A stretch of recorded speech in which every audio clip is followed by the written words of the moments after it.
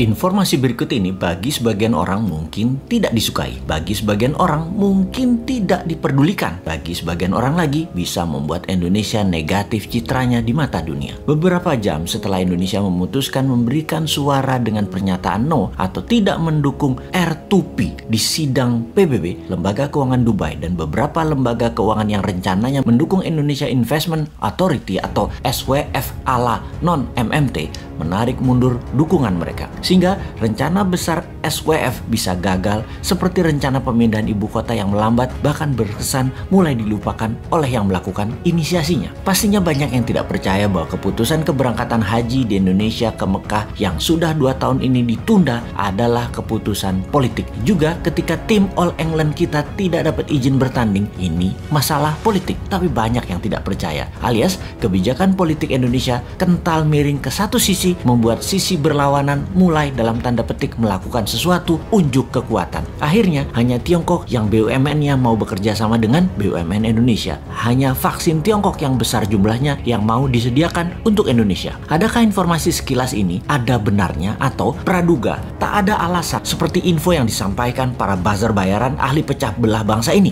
Apa itu R2P yang dijawab oleh Indonesia no dengan alasan yang mengada-ngada. Lebih tepatnya maksa alias vote no-nya biar berkesan tidak membela kakak tertua Indonesia saat ini yang bernama Tiongkok. R2P adalah Resolusi Responsibility to Protect, yaitu Indonesia menolak untuk bertanggung jawab melindungi dan mencegah genosida, kejahatan perang, pembantaian etnis, dan kejahatan terhadap kemanusiaan. Kalau disederhanakan, Indonesia itu mendukung genocide, mendukung kejahatan perang, mendukung kejahatan etnis, dan mendukung kejahatan terhadap kemanusiaan. Namun, pinternya dibungkus dengan pernyataan resolusi itu salah prosedur, yang ketika ditanya prosedur mana atau apa prosedur yang benar versi pemerintah Indonesia, nggak bisa jawab juga. Sudahlah, Anda pejabat itu membela kejahatan perang karena harus satu kata sama dengan Tiongkok. Sudahlah, ngaku aja. Singkat cerita, R2P resolusinya dimenangkan yang vote yes atau yang mendukung, atau mereka anti kejahatan perang, anti kejahatan kemanusiaan, di mana Indonesia dengan memvote no, artinya Indonesia anti HAM. Indonesia bergabung dengan 15 negara yang vote no, seperti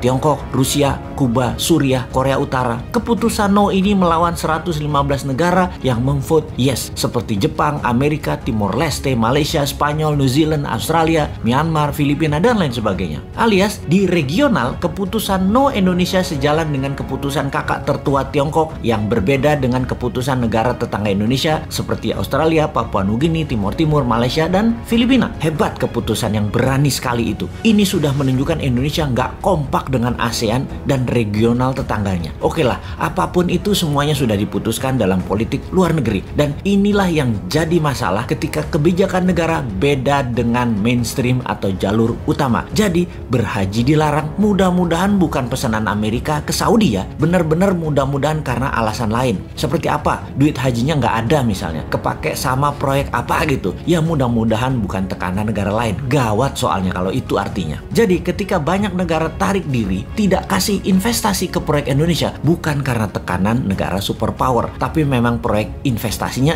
tidak menguntungkan, atau bunga pinjaman IMF yang rata-rata negara lain dapat 4%-an, Indonesia 2% lebih mahal, sekitar 6%-an, sehingga bunga pinjaman yang dibebankan ke APBN hampir senilai 290 triliun ini karena tingginya bunga pinjaman. Sekali lagi, bunga lebih tinggi bukan pesanan negara superpower, mudah-mudahan ya, karena Indonesia nggak menarik. Efek Indonesia menolak atau vote no Indonesia dalam UN Watch dimasukkan sebagai daftar negara memalukan atau list of shame country. Juga Amnesty International menyayangkan keputusan Indonesia ini, bahkan banyak yang menyarankan mending abstain sekalian ketimbang menolak no. Ya sudahlah, semoga semua selamat dan semoga tetap banyak yang tidak peduli dengan hal-hal seperti begini. Teruslah menjual diri untuk 2024 walau tanpa konsep bernegara. Silahkan membangun model populer dan terlihat suci. Toh rakyat sama seperti bosman ini, bodoh semua. Jadi wahai rakyat, tetaplah rebahan, tetaplah tidak peduli, tetaplah tidak bermanfaat, dan tetaplah menjadi beban APBN.